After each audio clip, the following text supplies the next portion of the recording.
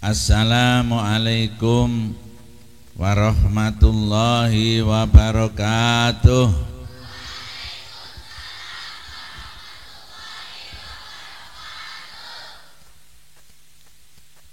Bismillahirrahmanirrahim. Alhamdulillahilladzi arsala rasulahu bil huda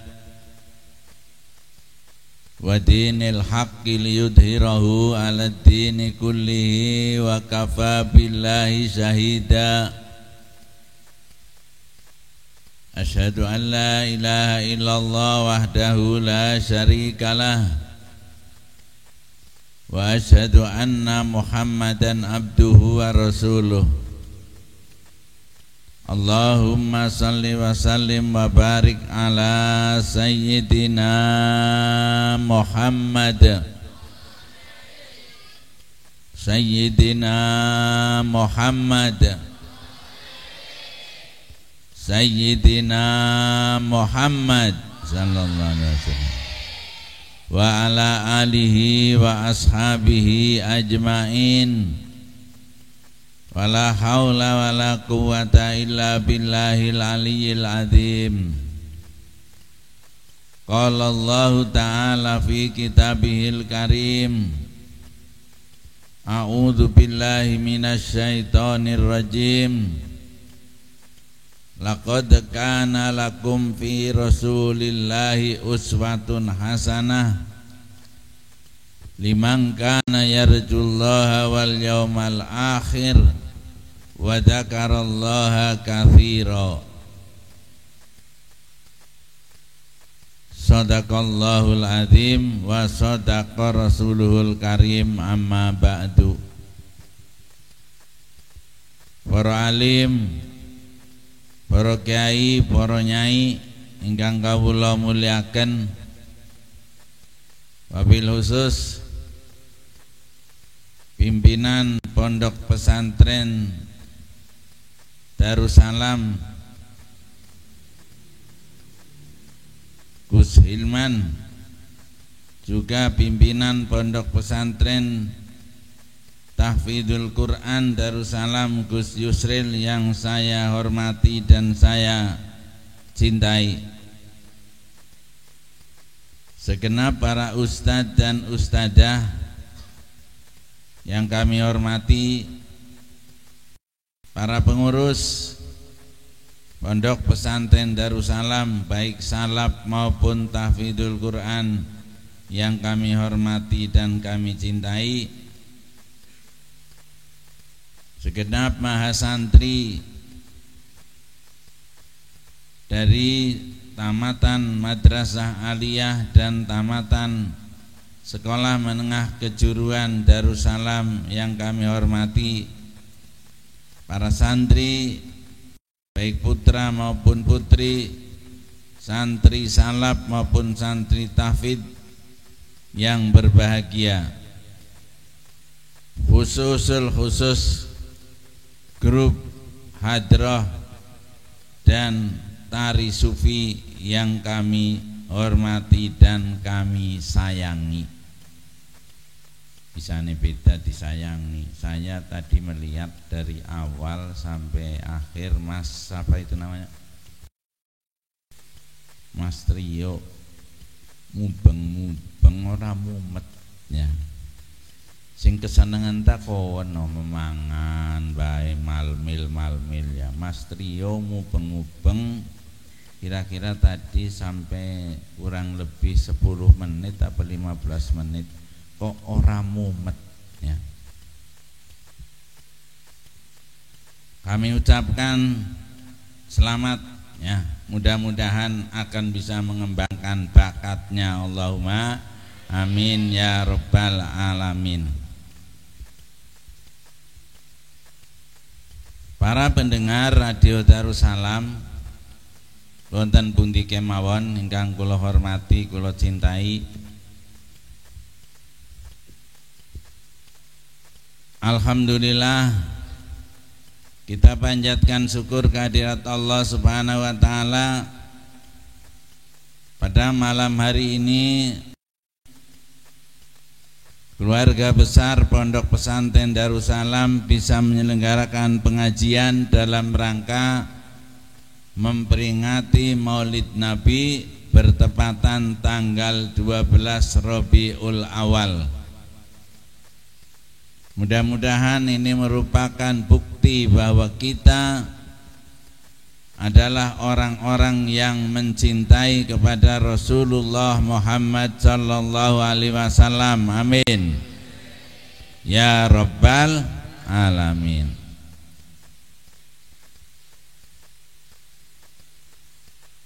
Perlu saya sampaikan kenapa Rasulullah sudah tiada kurang lebih 14 sampai 15 abad. Umat Islam di mana-mana setiap bulan Rabiul Awal mengkonsentrasikan pikirannya, menyisihkan sebagian hartanya dan menyisihkan sebagian tenaganya untuk memperingati hari kelahirannya. Padahal Rasulullah sudah tiada kurang lebih 14 abad yang telah lalu.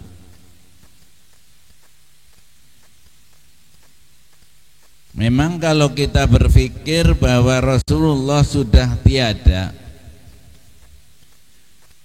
tapi kita membaca sejarah bahwa beliau adalah orang yang perlu kita ingat terus, orang yang perlu kita hormati terus, orang yang perlu kita ingat terus ajaran sunnah-sunnahnya dalam rangka kita berusaha menjadi orang yang selamat fid dini wad dunya wal akhirah. Oleh karenanya kalau menurut saya, kalau peringatan Maulid itu hanya dilaksanakan setiap bulan Rabiul Awal, itu sangat kurang. Kalau saya setuju yang namanya peringatan Maulid itu dilaksanakan setiap hari. Siapa sih ngomong mau nih kesenangan apa ya ora seneng ya. Ya memang kalau setiap hari orang-orang memperingati kegiatan atau memperingati peringatan Maulid, kiai pada laris ya. Termasuk calon-calon kiai ya prospeknya apik ya, ya. Tapi sebetulnya bukan itu. Jadi kiai laris ya repot, kesel, sering ninggal bojo ya. Iya ya, saya sendiri kalau diundang ke mana jauh ya, pulangnya hampir subuh ya, kasihan bojone ya. Padahal bojone angger ditinggal ya tetep urip, kelap kelip ngenteni kapan datang kapan teka ya. Jadi bukan masalah itu. Masalahnya apa? Rasulullah sallallahu alaihi wasallam diutus di muka bumi ini sebagai suri toladan yang baik, yang harus kita teladani, yang harus kita contoh. Sementara masih banyak orang-orang, masih banyak para pemuda, masih banyak para pemudi yang kegiatannya, aktivitasnya itu tidak mau mencontoh kepada beliau. Mungkin karena tidak tahu atau mungkin karena sudah bosan. Malah yang dicontoh itu orang-orang yang tidak mempunyai kualitas agamanya, tidak mempunyai kualitas ilmunya, tidak mempunyai kualitas akhlaknya, terkadang dicontoh. Seperti halnya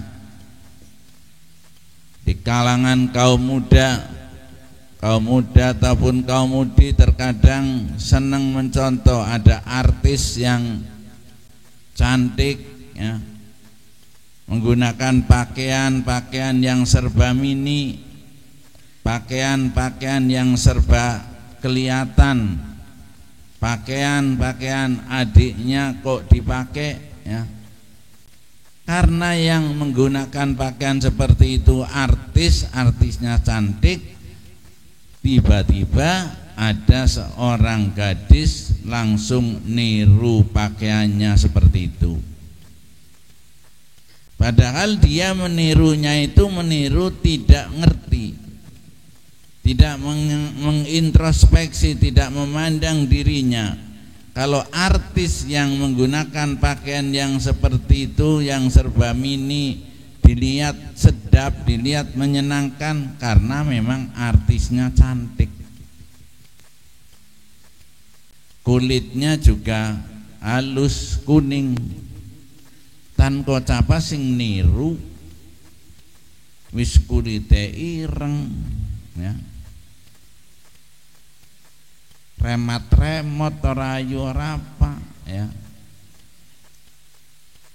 Dipakai, akhirnya apa? Keluar dari rumah itu banyak orang tertawa. Kayak apa sih dong, kayak memedi sawah ya. Nah, itu banyak sekarang. Begitu juga di kaum muda ya. Banyak anak-anak muda meniru artis ya, yang menggunakan pakaian yang necis, kemudian sabuknya pakai rantai ya. Kelihatannya wah sangat menarik. Kemudian ada pemuda menirunya, dia nggak tahu, dia nggak melihat pemuda artis yang menggunakan pakaian tersebut itu seperti apa. Ternyata artis itu orangnya ganteng, badannya tinggi ya.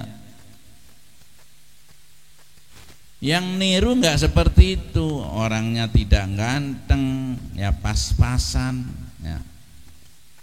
Badannya hitam, badannya pendek ya. Menggunakan pakaian seperti itu ada rantainya, maka dilihat, orang lihat itu tertawa. Kie kunyuke sapa sing ngucul sih ya. Ana rantai ini sih ya. Nah ini sekarang ini banyak para pemuda dan pemudi itu bingung, saya harus mengikuti siapa. Padahal jelas Allah Subhanahu wa ta'ala sudah menyampaikan dalam ayatnya, laqad kana lakum fi rasulillahi uswatun hasanah liman kana yarjullaha wal yawmal akhir wa dzakarallaha katsira.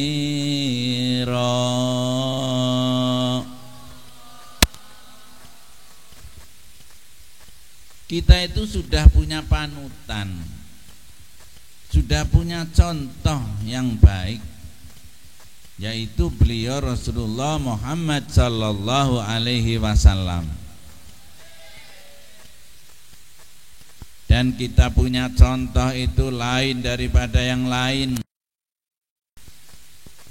Dimana kalau yang namanya contoh itu harus baik.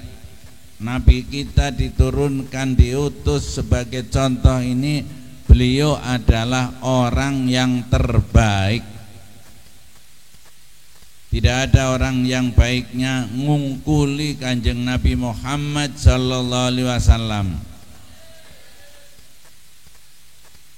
Sampai-sampai Allah sendiri memuji di dalam Al-Qur'an, wa innaka la'ala khuluqin azim, bahwa engkau Muhammad adalah orang yang paling unggul akhlaknya, luar biasa. Gak ada di dunia ini selain beliau ada orang yang dipuji oleh Allah, wa innaka la'ala khuluqin azim, gak ada. Hanya satu-satunya. Nabi yang jumlahnya ribuan juga tidak, Rasul yang jumlahnya ada 25, tidak ada yang dipuji langsung oleh Allah dengan kalimat wa innaka la ala khuluqin adim. Jadi kita ini punya contoh betul-betul orangnya orang yang baik, dan ini dilegalkan oleh Allah langsung dalam Al-Quran. Jadi kalau begitu kurang apa kita disuruh mencontoh kepada beliau?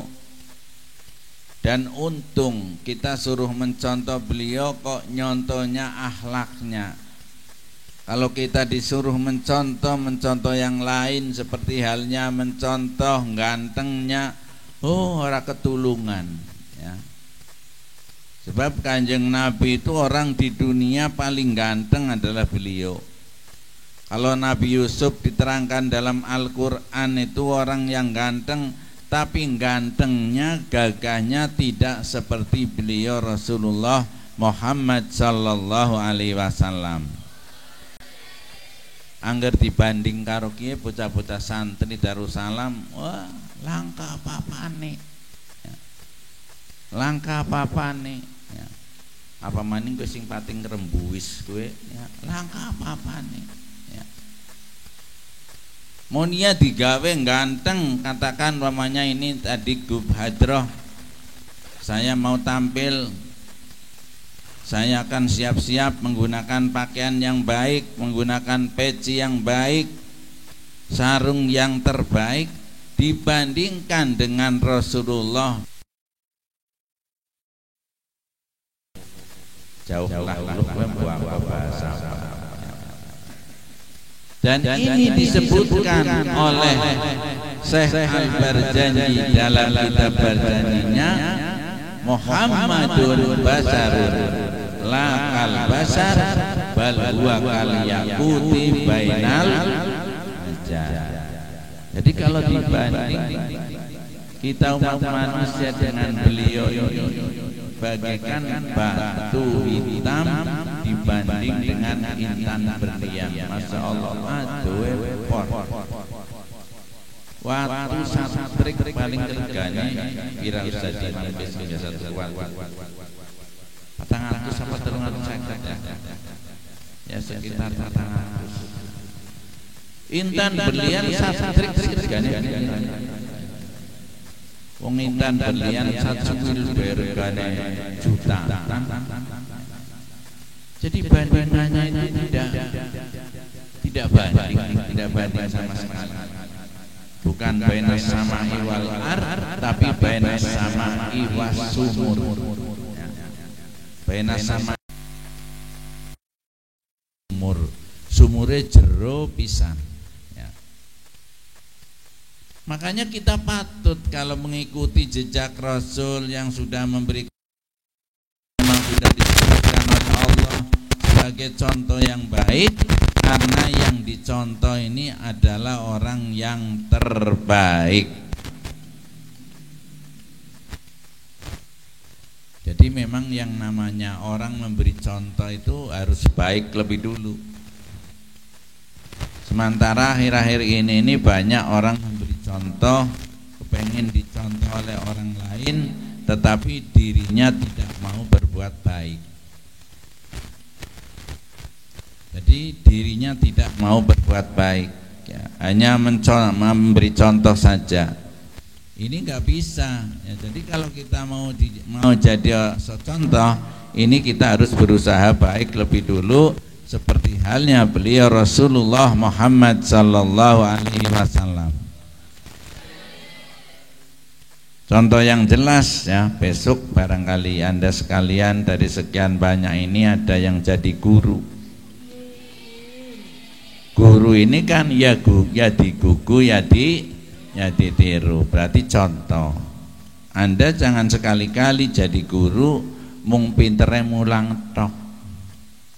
Jadi guru mung pintere ngomong tok, jadi guru mung pintere perintah tok. Kalau Anda tidak baik, Anda sendiri tidak baik, maka akan ditertawakan oleh muridnya. atau ditertawakan oleh santrinya. Jadi contoh itu harus baik lebih dulu. Di samping itu yang perlu kita sampaikan bahwa contoh yang baik itu khususnya untuk beliau Rasulullah Muhammad sallallahu alaihi wasallam itu punya tugas untuk perbaikan.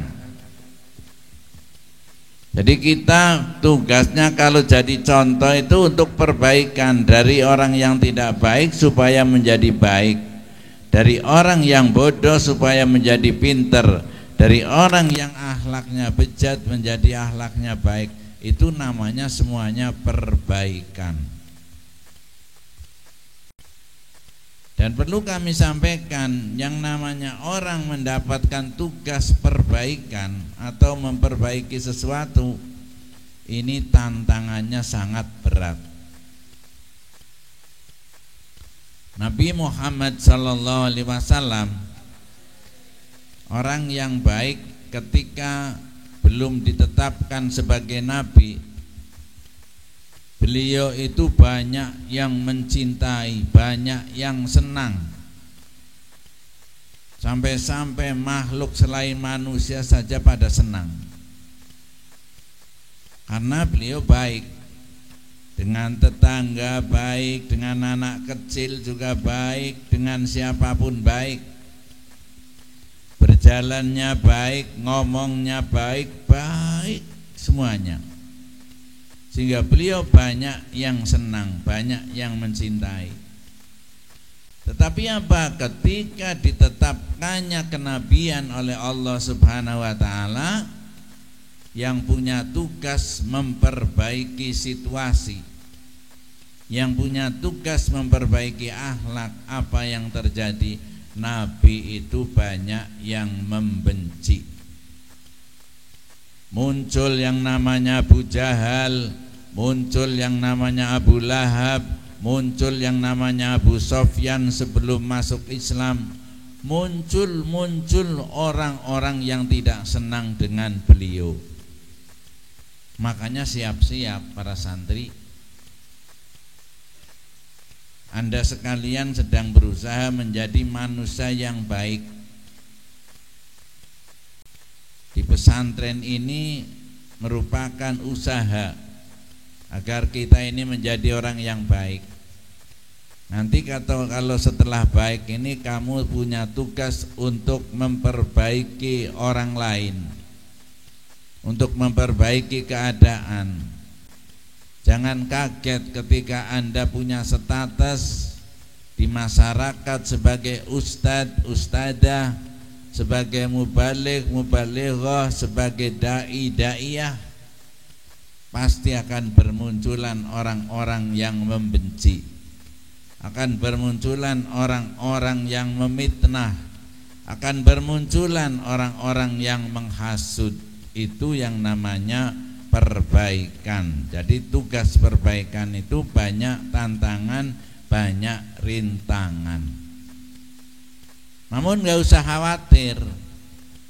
Yang namanya tantangan, rintangan bagi orang-orang yang berjuang dalam rangka memperbaiki situasi ini, kalau sukses akan membawa nikmat. Makanya kata orang muda, sengsara membawa nikmat.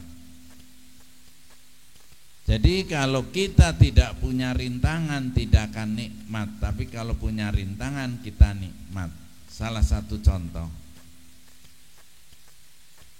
Anda masuk dalam satu kesebelasan. Nah, yang namanya kesebelasan kan punya program, punya niat agar bisa mengegolkan bola di gawang musuh. Ketika seorang pemain sepak bola memasukkan bolanya di gawang yang sudah ada, itu akan mengalami rintangan yang sangat berat. membawa bola kemudian dihadang oleh si ini, bisa lolos dihadang lagi oleh si itu, dihadang lagi oleh si ini, lolos lagi dihadang lagi, kemudian bisa lolos, akhirnya bisa memasukkan bolanya di gawang tersebut. Kira-kira orang kalau berhasil sebagai pemain sepak bola memasukkan bolanya di gawang, senang apa tidak? Senang apa susah? Senang. Buktinya kalau orang sudah berhasil memasukkan, terus apa yang diucapkan itu ya, malah terkadang mencolot dan lain sebagainya. Ini menunjukkan senang. Tapi coba kalau tidak ada rintangan ya, pamannya ada dua kesebelasan, sudah siap-siap main, persiapan dari rumah sudah siap, pakaiannya, kostimnya juga sudah lengkap, sepatunya juga sudah lengkap semua. Setelah mau main ya, kapten dari lawannya itu ngomong, saudara-saudaraku, kesebelasan dari ini tadi saya sudah ada kesepakatan baik dari yang sebagai penyerang maupun yang dari kipernya dan dari backnya, semuanya menerima. Silahkan nanti dari panjenengan kesebelasan ini untuk mengegolkan gawang, untuk mengegolkan bal di gawang, dan saya tidak akan melawan, semuanya akan diam. Akhirnya dimulai ya. Dimulai kesebelasan itu main sendiri ya. Musuhnya itu berdiri semua nonton, sampai yang jaga gawang juga berdiri tapi tidak berkutik apa-apa. Akhirnya dia main sendiri bisa ngegolkan. Kira-kira ngegolkan seperti itu seneng apa orang seneng? Seneng apa tidak senang? Senang apa tidak senang? Tidak senang, karena tidak ada perlawanan, karena tidak ada rintangan. Itu salah satu contoh ya. Makanya kepada siapa saja, termasuk bapak-bapak, ibu-ibu, para pendengar yang sekarang sedang menjadi dai-daiyah, sedang menjadi orang-orang yang ikut menegakkan amar ma'ruf nahi mungkar, kalau ada rintangan tidak usah dipikir pusing. Termasuk Anda sekalian para santri, kalau ada rintangan tidak usah bingung. Itulah variasi, itulah seni.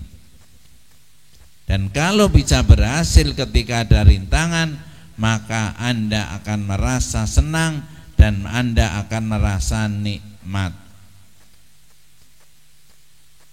Kamu diberi contoh kesebelasan kayaknya kurang jelas karena pada ngantuk.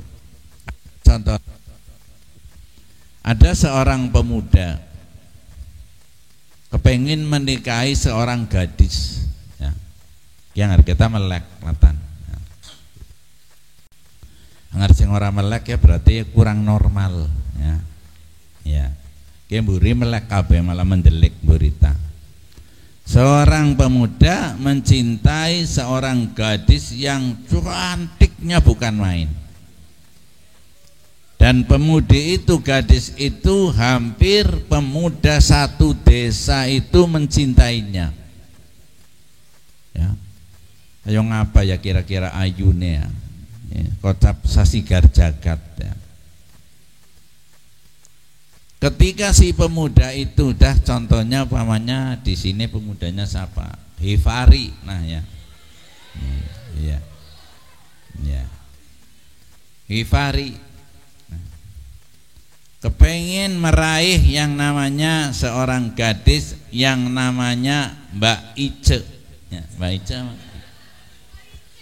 iya. Sekarang itu kan anak-anak sekarang namanya Aisyah diganti undang-undangannya Ice kok ya. Jawa baca saiki yang harus diundang sah, diundang roh ora gelem ya. onine kayong kuna ya kowe muyasarah dadi muyasar ya. Soalnya ngerti undang roh ngono kan kayonge kampungan ya. Dadi muyasar, apik malah dadi apik ya. Itu salah satu contoh ya. Gio ya. Anak Gio iya Gio ya. Gio arane siapa Gio? Siapa arane? Dia narane Giono tapi undangan-undangannya cukup Gio ya. Ini anak-anak sekarang itu seperti itu. Si Hifari itu mencintai seorang gadis yang cantiknya bukan main, katakan saja kembang desa ya. Begitu ada niat seperti itu, tetangganya dengar ya. Kebetulan tetangganya anaknya juga mencintai gadis itu. Ibunya bawel ya. Mana si Hifari masa gelem mang bocah kayak ireng pamane ya. Bocah putih ngono ya. Bocah putih nemen ya. Sing paling pas ta ya anake nyong ya, kowe ibune kayak kowe ya. Sehingga kalau si Hifari keluar, kowe ibune plerak-plereke jangan-jangan pan mana ke jangan-jangan pan mana ke. Begitu sampai di rumahnya, di tetangga si dia anak gadis tersebut juga ada orang yang mencintainya. Bapaknya begitu si Hifari kelihatan mau masuk di rumah itu mendelik, jangan-jangan bocah pan seneng karo si kue ya. Ora bisa nyong sing luwih perek kok. Beliau ora patut kae ta. Bocah kaya kae tekane be paling nganggone motor tapi motor utuk ya. Kalau anak saya kan punya mobil, orang kata mobil bodol ya. Sehingga dia berusaha merintangi agar gadis itu jangan disenangi oleh orang lain. Begitu juga yang lain, merintangi terus, tetapi si Hifari itu bisa menentang rintangan-rintangan tersebut, yang akhirnya si Hifari itu berhasil meraih gadis cantik di desa itu. Kira-kira nikmat apa tidak? Nikmat apa tidak? Nikmat. Padahal durung dinggo wis nikmat ya. Apalagi nanti kalau sudah nikah terus dinggo itu jadi nikmat nemen ya. Apalagi apal dongane ya. Dongane mau pibe? Ayo yang masih hafal siapa dongannya? Apa lora Hifari? Dongane manten anyar. Nah. Jadi nikmat. Jadi ternyata datangnya nikmat itu bersamaan dengan datangnya rintangan. Atau datangnya nikmat itu setelah datangnya rintangan. Oleh karenanya kepada para santri baik putra maupun putri, saya ngajak, ketika Anda sedang berusaha menjadi orang yang baik di pondok pesantren Darussalam ini kok ada rintangan, sabar. Insya Allah kalau sabar, ketika Anda berhasil, Anda akan merasa nikmat. Oh, saya bisa selesai SMK, saya bisa selesai aliyah, saya bisa tamat pelajaran amsilati, saya bisa hatam Al-Quran. Itu pulangnya itu nikmatnya bukan main. Jangan sampai punya halangan sedikit saja sudah melendo, sudah meleot ya. Itu namanya mental kerupuk, udanan sacuil bem meleot ya. Jadi inilah Nabi kita Muhammad sallallahu alaihi wasallam memberikan pelajaran kepada kita itu agar kita itu jangan gampang mundur dari hambatan, jangan mundur dari rintangan ketika kita dalam rangka memperbaiki sesuatu yang tidak baik. Coba kalau Anda membaca sejarah ketika Rasulullah mengembangkan ajaran Islam di muka bumi, Masya Allah, rintangannya itu banyak sekali ya. Sampai-sampai ketika beliau mengembangkan agama di daerah Taif, di sana orang-orang itu sama sekali tidak senang, sehingga begitu datang Rasulullah ada yang meludahi ya, ada yang nyamplongi, sampai-sampai dalam satu riwayat dijelaskan Nabi untunya, giginya itu ada yang rompol gara-gara disamplong oleh orang-orang yang tidak senang di Taif. Tapi Rasulullah tetap tabah. Ketika ada orang-orang yang tidak senang, apa yang disampaikan oleh beliau? Beliau hanya berdoa, Allahumma hdi qaumi fa innahum la ya'lamun. Ya Allah, mudah-mudahan umat saya, kaum saya diberi hidayah karena mereka tidak mengerti. Itulah Nabi seperti itu. Dan ini meskipun hanya sedikit, kita harus mencontohnya. Karena kalau kita tidak mencontoh, apa gunanya kita mengadakan peringatan Maulid seperti ini? Apa gunanya kita mengundang grup hadroh, mengundang grup sufi, tari sufi? Dari mana? Pager Barang. Ya, dari Pager Barang. Ini bapak-bapak, ibu-ibu, barangkali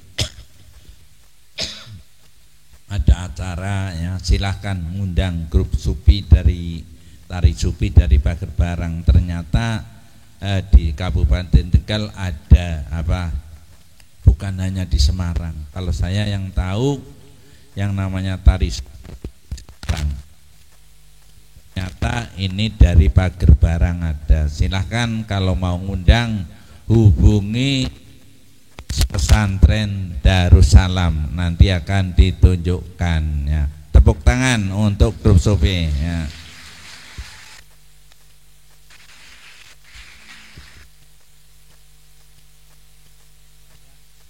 Saya melihat tari sufi itu ketika saya umroh mampir ke Dubai. Mampir di Dubai, kemudian diajak plesir di gurun pasir. Setelah istirahat di rumah makan itu ditampilkan tari sufi. Tapi tari sufinya wadon. Iya wadon apa Bu? Lanang ya? Lanang, tapi ada satunya pendampingnya perempuan ya.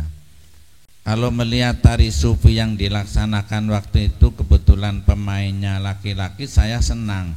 Tetapi setelah ganti saya ngeri ya. Akhirnya saya hanya membaca istighfar, astagfirullahaladzim, astagfirullahaladzim. Dan saya mripatnya saya tutupi, tapi saya tutupi pakainya ini jari, jadi nggak bisa nutup, malah lebih jelas ya. Ya, itu waktu di Dubai ya. Alhamdulillah sekarang tidak usah jauh-jauh ke Dubai, ternyata di Pager Barang saja ada. Ini buktinya hari ini pondok pesantren santri Darussalam itu mengundang beliau, ternyata memang mengharukan dan betul-betul menarik perhatian bagi kita semua ya. Ini saja, tidak perlu panjang lebar karena ya saya terbiasa ngomong, pagi ngomong, sore ngomong di hadapan para santri. Mungkin sudah terlalu bosan, dan mudah-mudahan ini bagi para bapak, para ibu pendengar ini merupakan informasi baru ya. Mudah-mudahan bapak-bapak, ibu-ibu tertarik terhadap kegiatan-kegiatan yang berkaitan dengan peringatan Maulid Nabi besar Muhammad sallallahu alaihi wasallam. Dan saya minta kepada para santri, Anda sekalian, saya beri tugas besok ketika pulang dari rumah, Anda semua sebagai penggerak kegiatan peringatan Maulid. Siap? Siap? Allahumma amin ya rabbal alamin. Enggak usah khawatir, meskipun di sana sini masih ada orang mengatakan peringatan Maulid apa sih, wong Nabi wis langka bae. Loh, karena wis langka kan perlu diperingati. Peringatan Maulid apa sih, kan bid'ah. Pintere bid'ah tok ya. Tenang, Anda meskipun ada orang yang seperti itu, tenang. Niatnya adalah niat lisi'arudin, niatnya niat li'i'la'i kalimatillah yal ulia. Insyaallah akan diridhoi oleh Allah Subhanahu wa ta'ala.